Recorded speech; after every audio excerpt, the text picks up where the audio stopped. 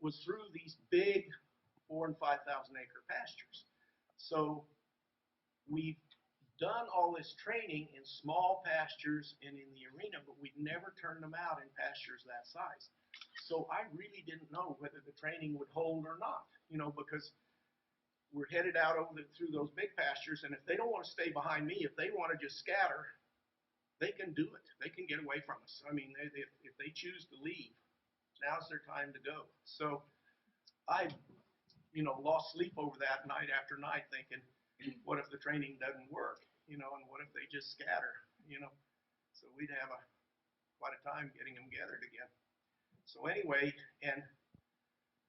but also another factor in that particular move, that winter, they brought us a bunch of freshly captured horses, and 60 of the mares were in foal. So mares were having colts pretty often that spring. They were all going to be spring colts.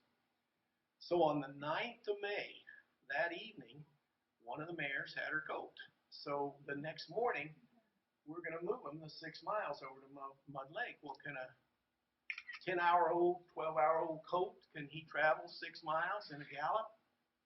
I'm not thinking so. Those little colts are 1 day old, they're spraddle-legged and got a little back about that long and a head about that long, all legs, and as cute as can be, they kind of wobble and wander around.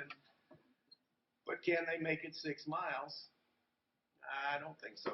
But I didn't have a way to cut this colt out, so I said, well, let's just go. We got to go over there. And if we have to, we'll drop him back and go back and get him. Well, one other thing I hadn't told you yet is one of my partners, who wasn't a cowboy, he was a doctor, wanted to be there for that special day.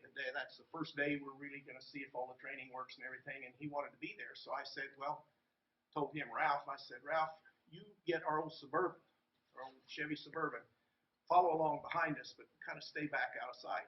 So he said, okay. So anyway, open the gate. I'm in the lead. Cowboys on both sides, couple in the back. Away we go in an easy gallop, and everything's fine.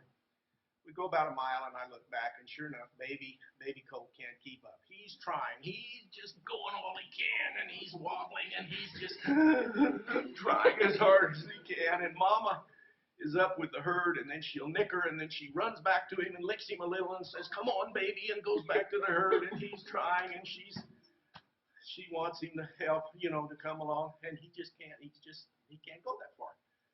So I called one of my cowboys, and I said, Russ, go back there and catch that colt, tie him down, signal Ralph to come up, load him in the back of the Suburban, and we'll haul him over to Mud Lake, and we'll let him go when we get there.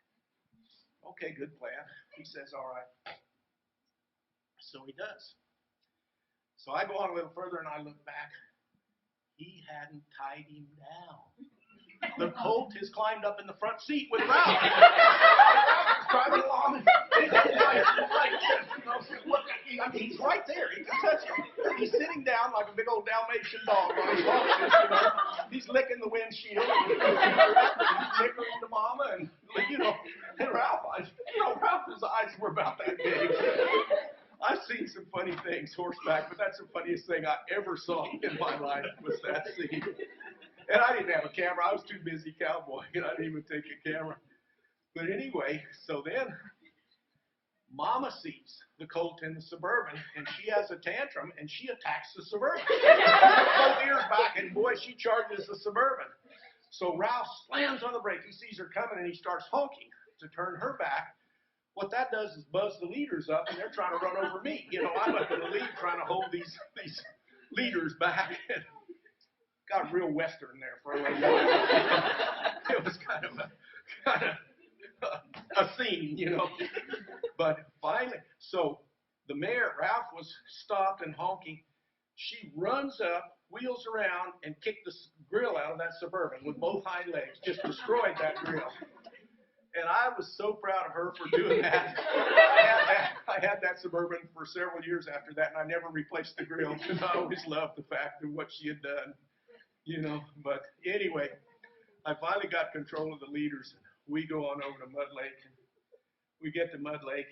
So Ralph pulls in, and I get off and open the door, and the colt tumbles out, and he gets up, and Mama's about where that chair is over there.